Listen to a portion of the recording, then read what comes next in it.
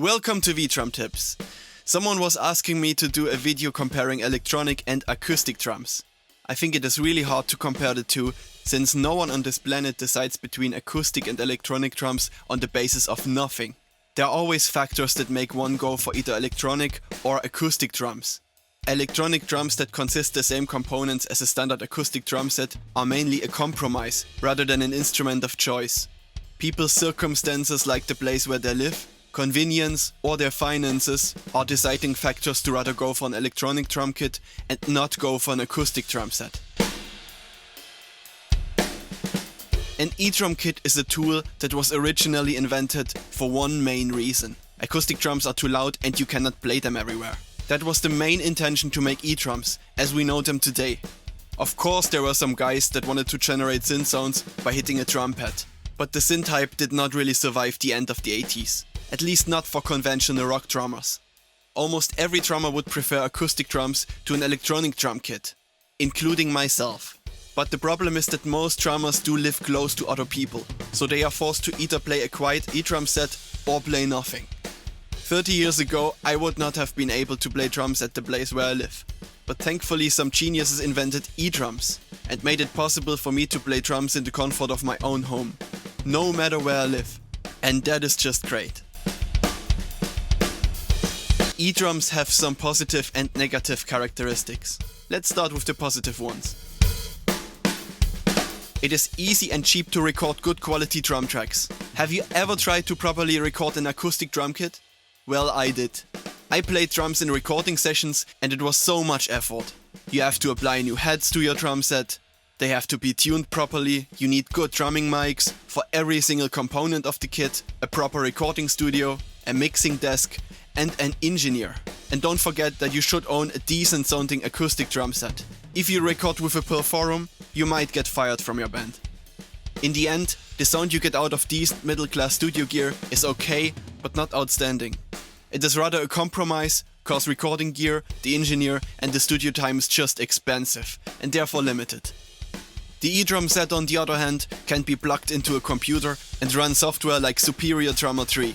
This is a drum sample software with high-end drum sounds, recorded with the best recording gear, by the best engineers, with the best drum kits, in the best music studios of the world. The average drummer could not afford such a setup in 3 lifetimes.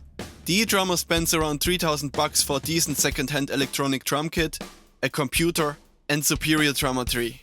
He can now record high-quality drum tracks in his bedroom, as long, as often and whenever he wants. And if he's a shitty studio drummer like me, he can even correct the mistakes afterwards, cause this is what modern software allows you to do. And if you don't want to cheat, you just leave the MIDI notes as they are. Acoustic kits need new heads, sticks and cymbals more often than e-drum kits.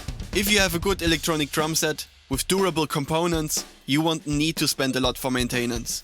Good rubber e-cymbals rarely wear, and quality mesh heads last forever if you do not use damaged drumsticks.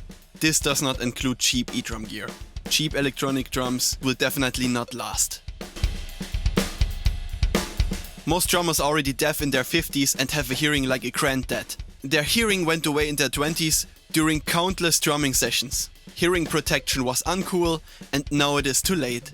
This does not have to happen with e-drums, as you can simply turn down the volume. To turn down the volume of an acoustic drum set, you have to use earplugs, which prevent you from hearing the full spectrum of your great sounding snare. Sound ruined. You can adjust the volume of your drum set at a gig in a small live venue. As a guest, it can be really annoying if a band is ruining the atmosphere of a party or wedding by being too loud. I can't stand this, and I have never understood musicians and sound engineers who do not care about the others and turn up the volume, just to get all the attention to them. As a drummer, on the other hand, I hate being forced to play quietly. How is that supposed to work? Have you ever tried to play an upbeat alternative rock song quiet? That is just not working. E-drums have also downsides. Mesh heads do not feel as good as real drum heads. You cannot simulate air moving between two heads of an acoustic drum with a mesh head. E-drums can still not pick up all nuances of a really good drummer. But here's the catch. The average rock pop drummer does not play nuances. He can play normal beats and that's it. So the E-drum kit can still pick up more velocities than the drummer is able to play. And this counts for most genres and drummers. I'm not talking about chess drummers.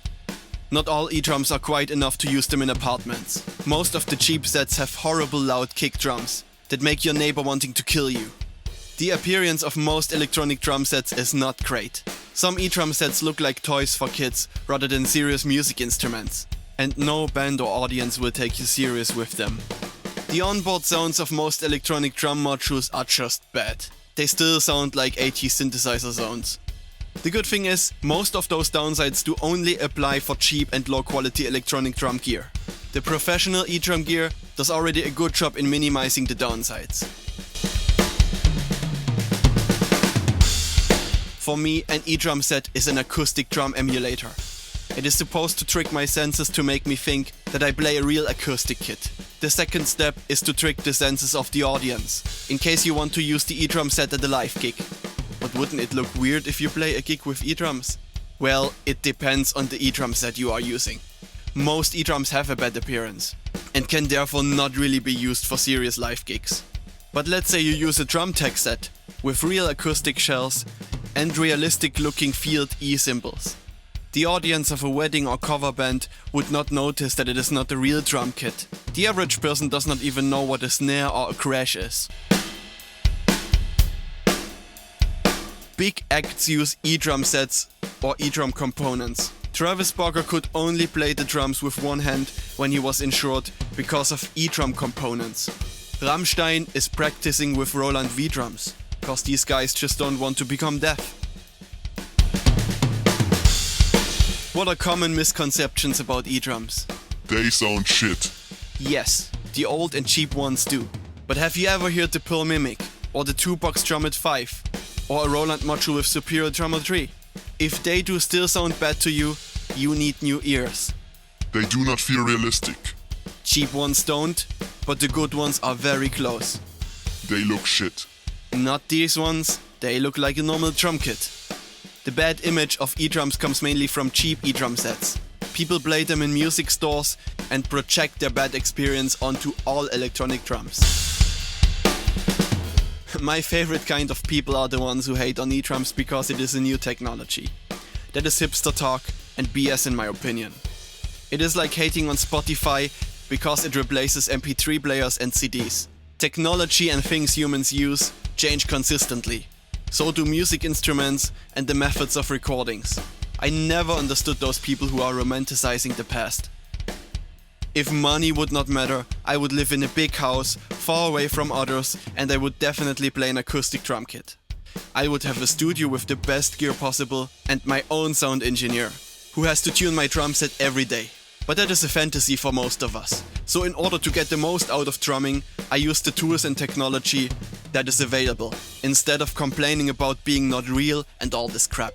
And honestly, look at these YouTube videos where people play acoustic sets. And it sounds like this.